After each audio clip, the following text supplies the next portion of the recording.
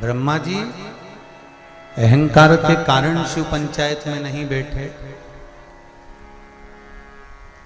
अगर ब्रह्मदेव का अहंकार चले गया होता तो ये पक्का है कि ब्रह्मा भी शिव पंचायत में विराजमान होते।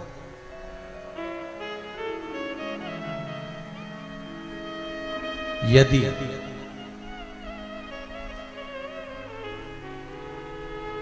आपका अहंकार अगर थोड़ा सा प्रकट हो गया तो भगवान फिर दर्शन नहीं देता, भगवान फिर कोई कार्य नहीं करता।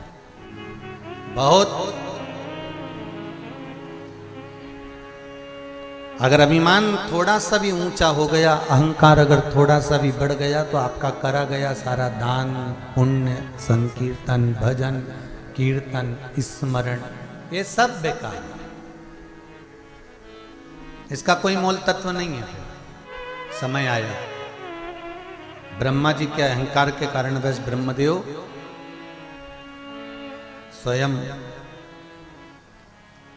शिव पंचायत के सदस्य नहीं बन पाए,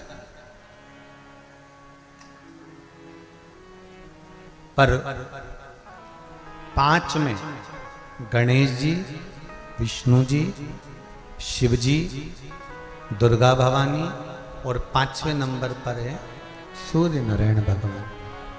सूर्य नारायण भगवान का नंबर तो बाद में आया है, आखिरी पंच तत्वों में आकाश तत्व।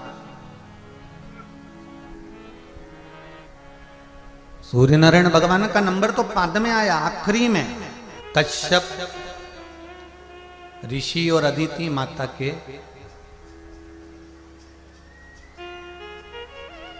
संतान हुई,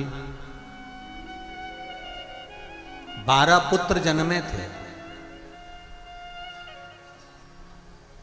और 12 पुत्र में से सबसे बड़े थे सूर्य नारायण भगवान। अदिति के पुत्र थे इसलिए आदित्य देव भी कहलाए। क्या कहते थे इनको? आदित्य। उदित, आदित्य, भास्कर, ये सब नामों से शिवजी ये सूर्य नारायण भगवान को माता अदिति पुकारा करती थी।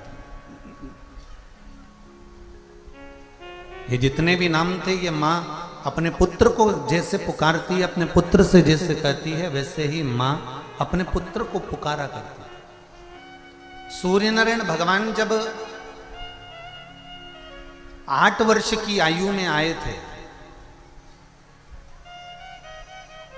तब माता अदिति ने सूर्य नारायण भगवान को भगवान शंकर के जल चढ़ने का और जो जल नीचे गिरता है उस जल की परिभाषा माता अदिति ने सूर्य देवता को समझाई थी। कितने वर्ष की आयु है? जरा जम के बोलो। 8 वर्ष की आयु। जैसे माता अदिति ने अपने पुत्र को 8 वर्ष की आयु में ये समझा दिया था कि शिव की आराधना कैसे करना चाहिए, जल कैसे चढ़ना चाहिए, उस जल का क्या महत्व है, उस जल की क्या परिभाषा है, उस जल की मूलता क्या है, उसी तरह आप में भी माता अदिति जैसा ज्ञान होना चाहिए।